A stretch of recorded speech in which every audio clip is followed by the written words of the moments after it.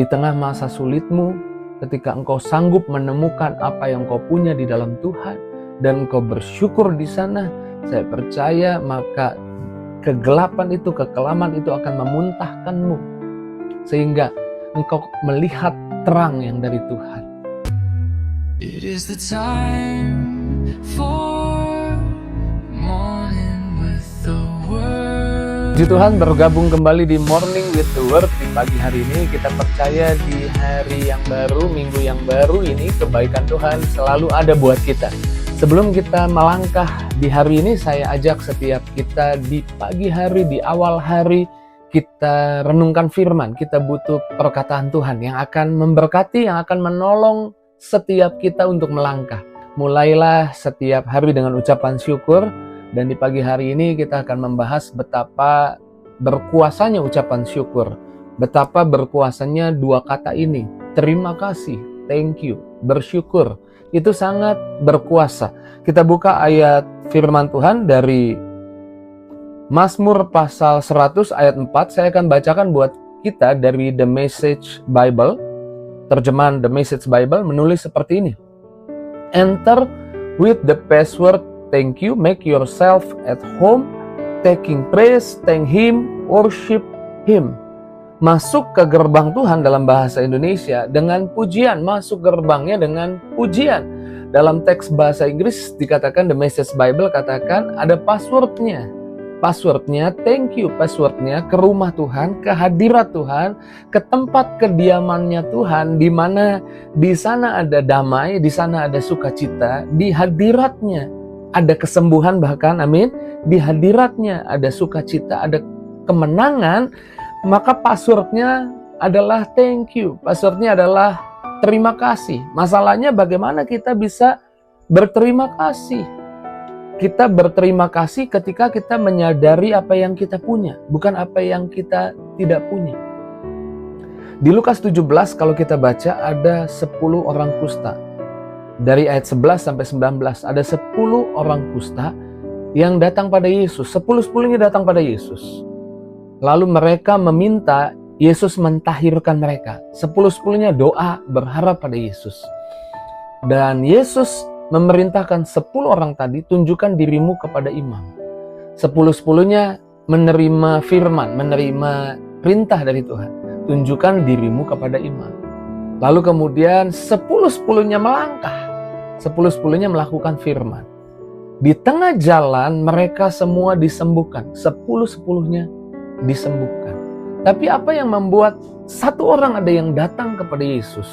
Saya menemukan di ayat 15. Di ayat 15 dikatakan seorang dari mereka melihat bahwa ia telah sembuh. Satu orang menyadari apa yang dia punya hari itu karena Tuhan. Seorang dari mereka menyadari bahwa ia telah sembuh. Kembali sambil memuliakan Allah dengan suara yang nyaring. Lalu tersungkur mengucap syukur di kaki Yesus. Yesus bertanya, bukankah semuanya sembuh? Di mana yang 9? Tapi yang satu ini kembali. Mengapa dia bisa kembali? Karena dia menyadari apa yang dia punya. Dari apa yang hari ini tidak ada di hidupmu, sebanyak apapun yang tidak ada di hidupmu, ketika engkau menemukan satu saja yang kau punya, saya percaya itu yang memberimu kemampuan untuk datang pada Tuhan dan mengucap syukur. Yang ajaib kuasa dari mengucap syukur adalah ketika satu orang ini menyadari apa yang dia punya dan kembali kepada Yesus mengucap syukur, Alkitab katakan di Lukas 17 ayat 19, Yesus merespon, imanmu menyelamatkanmu. Itu dalam teks bahasa Indonesia. Dalam teks bahasa Inggris dikatakan, your faith make you whole. Imanmu membuatmu jadi utuh. Orang ini bukan hanya dapat kesembuhan, tapi orang ini mendapatkan Yesus. Mengucap syukur membuat hidup kita jadi utuh. Membuat hidup kita bukan hanya menerima jawaban doa, tapi menerima Yesus, mempunyai Yesus dalam hidup kita. Saya percaya tidak ada yang lebih utuh dalam kehidupan ini selain daripada kita punya Tuhan di hidup kita. Sehingga di tengah tantangan, di tengah masalah, kalau kita punya Tuhan di hidup kita, saya percaya kita punya kemampuan mengatasi, menangani masalah dan tantangan. Jadi yang pertama, ucapan syukur membuat kita jadi utuh. Bagaimana bisa bersyukur ketika kita menyadari apa yang kita punya? Bahkan kita tahu ketika Lazarus mati, Marta Maria sebelumnya ketika Lazarus sakit di Yohanes 11 mengirim orang datang pada Yesus berkata, saudaramu yang kau kasihi, maksudnya Lazarus sakit. Tapi kita tahu Yesus seperti menunda kedatangannya ke rumah Marta dan Maria untuk mengunjungi adiknya Lazarus. Tapi kemudian Lazarus mati dan Yesus datang 4 hari setelah Lazarus mati. Tapi ketika Yesus datang, Yesus menunjukkan kuasa dari ucapan syukur. Marta menangis, Maria menangis, berkata Tuhan datangnya telat. Lalu Yesus berdiri di depan kubur itu. Lazarus 3 hari ada dalam kubur. Lazarus 3 hari ada di tempat yang gelap. Tapi kemudian Yesus di depan kubur itu, Yohanes 11 ayat 41 berkata seperti ini. Bapa, aku mengucap syukur kepadamu karena engkau telah mendengarkan doaku. Jadi Yesus bersyukur karena Yesus bisa bersyukur karena Yesus memiliki apa? Memiliki, yaitu Bapa mendengarkan doanya. Itu yang dia punya. Waktu dia tahu apa yang dia punya, dia bersyukur. Dan waktu dia berkata, Bapa, aku mengucap syukur karena engkau mendengarkan doaku, kita juga bisa doa yang sama. Bapa, aku bersyukur kau mendengarkan doaku. Dan kita tahu ketika Yesus berkata demikian, di ayat selanjutnya, Yesus memanggil Lazarus untuk keluar dan Lazarus keluar. Lazarus bangkit. Di balik ucapan syukur ada kebangkitan dari setiap keterpurukan yang bisa kita alami, kegagalan yang kita alami. Mungkin kita sudah terpuruk seperti ada di lembah kelam, gelap semuanya, masa depannya gak jelas karena Lazarus ada di kubur itu. Tapi waktu Yesus mengucap syukur, ucapan syukur mendatangkan kebangkitan. Amin. Jadi yang pertama, ucapan syukur membuat hidup kita jadi utuh punya Tuhan. Yang kedua, ucapan syukur membuat kita memiliki kebangkitan. Yang ketiga, ucapan syukur membuat kita menemukan jalan keluar dari kekelaman. Kita tahu kisahnya Yunus ketika disuruh Tuhan ke kota Niniwe, dia sebaliknya pergi ke Tarsis. Dan di Tarsis, di kapal itu kemudian ada hujan badai, pelaut-pelaut menyadari, pelaut-pelaut bahkan lebih peka dari Yunus. Pelaut-pelaut berkata, pasti ada orang yang sedang melanggar firman Tuhan. Dan dibuang undi dan didapati Yunus. Lalu Yunus dibuang dari kapal itu. Dan saya percaya Tuhan telah mengirim ikan besar.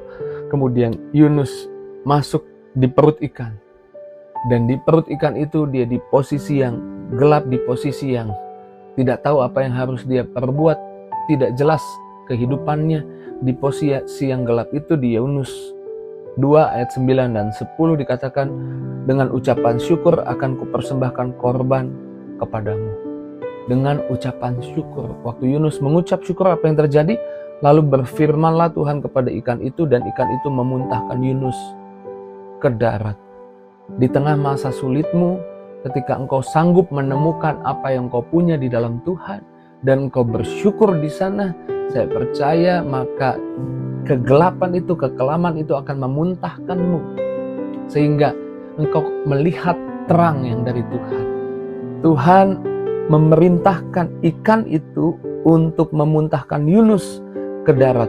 Percayalah Tuhan akan memerintahkan kepada keadaan untuk membuka jalan buat kita ketika kita bersyukur. Mengapa? Begitu hebatnya ucapan syukur. Karena tadi Mazmur 100 ayat 4. Ucapan syukur adalah kuncinya, passwordnya masuk ke rumah Tuhan. Hadirat Tuhan, di hadirat Tuhan ada kebahagiaan. Di hadirat Tuhan ada sukacita. Di hadirat Tuhan ada semua yang kau perlukan. Tapi yang kita butuh hari ini adalah datang dengan ucapan syukur. Amin. Datang dengan ucapan syukur. Dan ketika kita bersyukur, kita percaya di sana hidup kita jadi utuh. Kita akan melihat kuasa kebangkitan. Kita akan melihat jalan yang Tuhan buka di tengah situasi yang kita tidak tahu kemana kita harus pergi melangkah. Pagi hari ini renungkan apa yang Tuhan sampaikan. Tuhan sedang meyakinkanmu untuk engkau di pagi hari ini datang dengan ucapan syukur kepada Tuhan. Bersyukur Tuhan untuk nafas yang Tuhan sediakan. Bersyukur sampai hari ini aku boleh bangun dan melihat hari di hidupku. Bersyukur Tuhan lihat anak-anakku bangun pagi untuk pergi sekolah. Bersyukur untuk berkat di meja makan. Naikkan syukur datang di hadapan Tuhan. Mari ambil waktu, tutup matamu di mana engkau bisa menutup mata. Kalau engkau bisa taruh tangan kananmu di dada. Mungkin kau sedang pergi kerja dan pakai earphone mendengarkan Morning with the Word ini. Engkau boleh ikut juga doa. Kita naikkan syukur. Mari kita berdoa. Terima kasih Tuhan. Kami bersyukur Engkau baik. Selama-lamanya Engkau baik. Kasih setiamu untuk selama-lamanya buat kami. Kami bersyukur untuk kebaikan. Bersyukur untuk firman. Bersyukur untuk perkataanmu. Bersyukur untuk apa yang Kau sampaikan buat kami di pagi hari ini. Kami percaya waktu kami bersyukur, kami memiliki Tuhan dalam hidup kami. Waktu kami bersyukur, kami memiliki kuasa kebangkitan Tuhan. Waktu kami bersyukur, kami melihat ada terobosan yang Tuhan berikan buat kami. Jamah setiap pribadi yang menyaksikan Morning with the Word di pagi hari ini. Bantu mereka menemukan Tuhan, apa yang Tuhan sudah siapkan, sediakan buat mereka. Waktu kami sadar apa yang kami punya dari Tuhan, itu yang buat kami bersyukur. Terima kasih Tuhan untuk kasih setia, untuk kebaikan, untuk anugerah, untuk berkat-Mu Tuhan. Jamah setiap pribadi yang sakit Tuhan sembuhkan, yang lemah Tuhan kuatkan, yang beban berat biar kelegaan yang dari Tuhan datang, urapan yang dari Tuhan mengalir. Dalam nama Yesus, biarlah setiap doa didengar, dikabulkan. Dalam nama Tuhan Yesus kami bersyukur, kami telah berdoa. Haleluya. Sama-sama yang percaya di hari ini ada banyak kebaikan Tuhan, sama-sama katakan amin. Puji Tuhan, kita sudah doa. Kita sudah dengar firman Tuhan. Tuhan sudah meyakinkan kita untuk bersyukur dan menemukan banyak berkat di balik ucapan syukur. Mari mulai harimu dengan ucapan syukur. Bahkan penuhi hari ini dengan ucapan syukur. Tulis komentar di kolom komentar. Boleh responmu di kolom komentar. Atau kalau mau titip doa juga boleh di kolom komentar. Dan share. Bagikan apa yang jadi renungan di pagi hari ini kepada teman, sahabat, keluargamu, biar bukan cuma kamu yang diberkati, tapi lebih banyak orang diberkati. Terus maju dalam Tuhan, sampai jumpa besok hari jam 5 pagi. Tuhan berkati setiap kita. See you!